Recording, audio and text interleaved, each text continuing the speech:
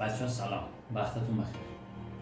من قبل از اینکه کارمون شروع بکنیم میخواستم توی این ویدیو یه توضیح براتون بدم که به چه روالی حالا تصمیم دارم که پیش بریم و مطالبی که تو ذهنم دارم و روند پیج و کانال و اینا رو باهاتون در میون بذارم و میخوام ازتون بخوام که حالا بعد از توضیحات من روی این ویدیو حالا تو هر پلتفرمی که دارین میبینینش شما هم حتما فیدبک بدین که آیا موافقین یا پیشنهادتون چیه و اینطور مسائل. خیلی کوتاه در مورد خودم بگم که من حدود 18 ساله که تو حوزه نرم افزار دارم فعالیت میکنم.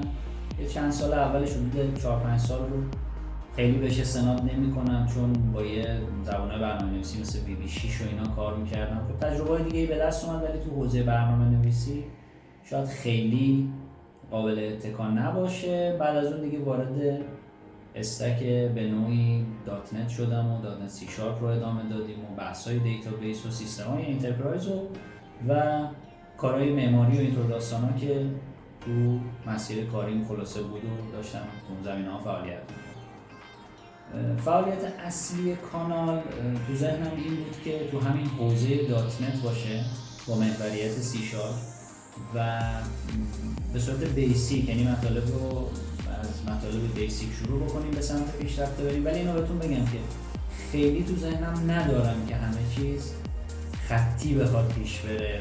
به نظرم خیلی جالب در نمیاد که ما کتابی بخوایم برخورد کنیم، ویدیوها رو حالا از مطالب پایه بیان شروع بکنیم صحبت بکنیم و بریم تو مسائل پیشرفته. ممکنه یکم فاصله بیفته. حالا اینو میخوام بیشتر بهش فکر بکنم و ببینم چطوری تنوعی بتونه بحثمون داشته باشه که خیلی هم خسته کننده نباشه و اون چه رو هم که تو ذهنم دارم بتونم بهتون حتما منتقل بکنم. ولی از اون طرف قضیه میخوام هوای دوستانی که تازه کار هستن، میخوان تازه برنامه‌نویسی رو یاد بگیرن. اما بچه اینم راستی بهتون بگم، حالا خودم این کلمه رو به کار بردم ولی میخوام که به اصطلاح تلاشی بکنم از کلمه برنامه‌نویس استفاده نکنم چون خیلی دوستش ندارم راستش رو بخوام. نمیگم کلمه بدیه یا کلمه سبکیه ولی به هر حال دوستانی که تو کامیونیتی هستین، تو هر حوزه‌ای که دارین کار میکنین، به هر شکلی که دارین کار میکنین، به نظرم یه سری کلمه ها خیلی جالب نیست. توسعه دهنده نرم افزار خیلی شیک داره و برنامه‌نویس یکم کمه دیگه برای زحمتی که دارید میکشید و خلاصه صنعت آیتی مملکت رو دارید پیش میبرید. حالا این همینجا می‌خواستم بگم خوب شد که دهنم پرید که در مورد این باهاتون به اصطلاح اینو مطرح بکنم. نمیدونم چی داشتم میگفتم. میخوام بگم که برای دوستانی که تازه کارم هستن و میخوام بیان تو حوزه توسعه نرم افزار، اونا هم بتونن استفاده کنن. پس در مورد مطالب بیسیک هم صحبت خواهیم کرد و تلاشم اینه که تنوعی از مطالب داشته باشیم. حالا تو حوزه دیتابیس، ارزم به حضور شما اپلیکیشن های انترپرایز، هر چیزی که توی این مدت تجربه کردیم و میتونه سازنده باشه حتما باهاتون در میون میذارم. مطالب شاید یه مقداری غیر سافتوری هم با هم صحبت بکنیم برای اینکه خیلی فضامون خلاصه آکادمیک و شاید خشک اینطوری به اون معنی دیگه نباشه.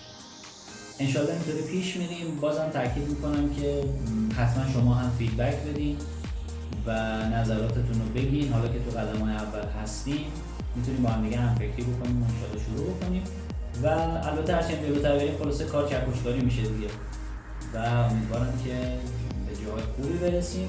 یه خواهشی هم ازتون دارم، من تمرکز به اصطلاح مطالب و ویدیوها و به عبارتی آموزش‌ها رو راستش گذاشتم روی یوتیوب به خاطر اینکه اونجا یه نظم و نظام بهتری داره و یکم تمیزتر میشه کار کرد. چپتر بندی‌ها خلاص اونجا بهتر و در دسترس تره و فضا به نظر میاد که مناسب تره. حتما بخشی از ویدیو رو توی پلتفرم‌های دیگه میذارم. پلتفرم شاید اولویت 2 میشه لینکدین و اولویت 3 به بعد میشه اینستاگرام و اینا که بیشتر برای اینه که با هم در ارتباط باشیم و اطلاع رسانی‌ها و اینطور داستانا اونجا اتفاق بیفته. دیگه تازه شروع کردیم دیگه، خلاصه کمک بکنید که انشالله با کمک همدیگه بتونیم یه کار خوبی به اصطلاح عذاب در بیاریم. و میخواستم بگم که لطفاً همین الان که دارید این ویدیو رو میبینید که البته تو کانال یوتیوب همین ویدیو به عنوان ویدیو اول آپلود میشه اونجا سابسکرایب بکنید و مطالب رو از اونجا دنبال کنید، چون اصل کانتنت میره اونجا و از طریق پلتفرم‌های دیگه هم گفتم با هم در ارتباط هستیم. ببخشید خود پرحرفی کردم، لازم بود که اینا رو تو قدم اول توضیح بدم. انشالله آماده میشم برای اولین ویدیو که ارائهش بدم. تو این مدت حتما از نظرات سازنده شما هم استفاده خواهم کرد. خیلی مخلصیم، موفق باشین، خداحافظ.